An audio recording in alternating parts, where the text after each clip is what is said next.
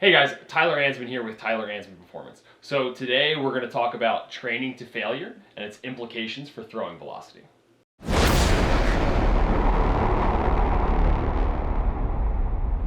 Okay, so one of the important implications of training to failure is fatigue, right? So when we're designing a training program, one of the really important factors to consider is how we balance the fatigue that we're going to get, or the negative kind of aspects of what we're going to get from training a session or group of sessions, and what impact that's going to have for the rest of the week. So especially when we're dealing with athletes, the most important thing that we can kind of make sure they're fresh for is the sport-specific stuff. So when we're talking about throwing velocity, it's throwing. They need to be fresh for that.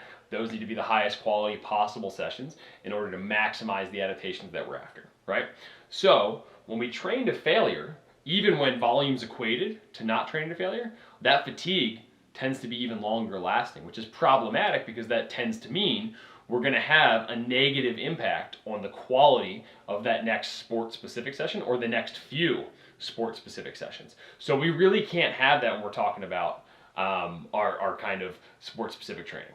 So the other thing to think about is that especially in season, we really can't be carrying this additional fatigue after sessions, right? We may need to microdose some of our fitness qualities in some cases.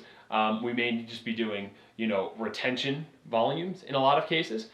Or we're going to pick our spots where we're really going to get after it. But again, we're likely still not training to failure because it doesn't really fit with the qualities that we're kind of training. And the fatigue tends to be so great. So the next aspect is hypertrophy.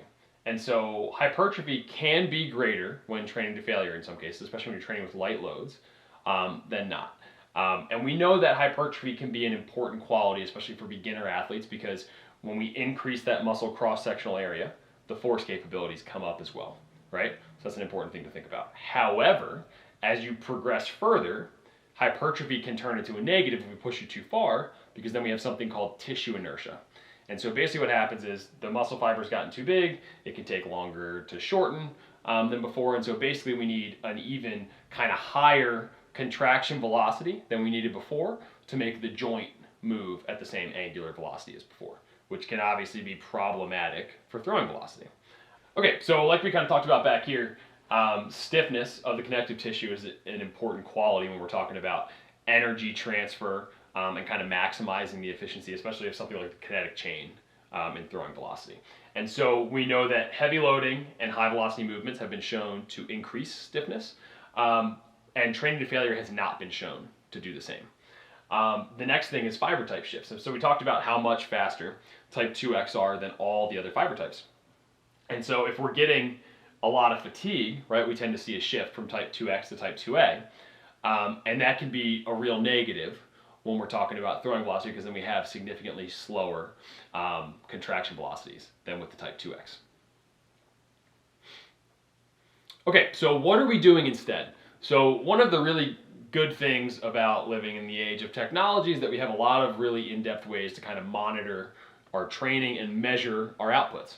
And so probably the best thing to do instead, if you have the technology available to you, whether it's a push band, of a Truve unit, Tendo, GymAware, whatever it might be, is to measure the movement velocity and then so you'll auto-regulate it by a specific velocity drop-off. And this can vary based on what your recovery times are and all that kind of stuff.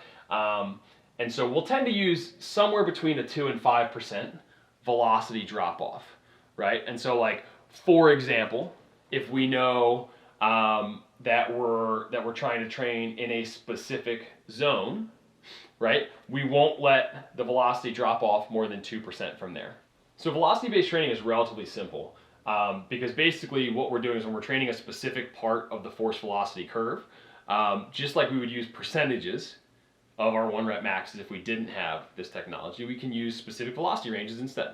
So like if we know we're training speed strength, for example, it's roughly 40 to 60% generally of your 1 rep max. Instead, we can use bar velocity. And so generally it's somewhere like 1 to 1.3 meters per second by Brian Mann's chart, Dr. Brian Mann. And so, for example, if we're going to use a 5% drop-off, and we're going to do like band resisted safety bar squats, right? We will go until we see bar velocities at below 1.24 meters per second. All right, and then either if we're going like with the intra-set drop-offs, or for the whole session, we'd either end that set or we'll end that movement and move on, depending on how you're kind of setting it up for the day, and it can be done either way. But that would probably be, that's the most ideal way to do this, because we can get really specific into the nitty-gritty of what we want to get out of that session, movement, whatever. The next, another good option would be reps in reserve. So in this case, this is going to be a little bit more subjective, a lot more subjective, and it's really going to work well with more advanced guys who have had a lot of time in the weight room, that kind of thing, and understand what it feels like to get close to failure. And so, like, for example, rather than doing like a straight set of 6, like a 6 RM load, we may do a 6 RM load and just use 4 reps. So we'll do 4 with 2 in reserve. And so what we can do is we can get the same volume, right? If we were going to do 4 sets of 6, for example, with a 6 RM load, 24 total reps, we get to do 6 sets of 4 with 2 reps in reserve. We're going to keep the bar velocity higher, so we're going to get some important adaptations from that. And we can keep the loading similar, so we're still going to get the benefits of the heavy loading, the higher level motor unit activation. And we'll be better off in the long run than if we go to failure. And then we have cluster sets as kind of our last option here. And so this is also a very good option. And so basically what you'll do, instead of doing like 3 sets of 8, right, at an 8 RM or roughly 80% load, and by that last one really grinding it out, we can just break the setup. And so we'll go, sets of 4, 4, and what you'll do is you'll do your first set of 4, rest 15 to 30 seconds, and then do your next set of 4. And so what we'll see is if we were measuring the bar velocity on this, we would see it stay much higher than if we pushed it for a straight set of 8, right? And so we already talked about like kind of the important adaptations that are going to come from that. But so these are 3 better options than training to failure. I think we've kind of covered why training to failure doesn't really make sense if we're trying to maximize throwing velocity, giving you some alternatives.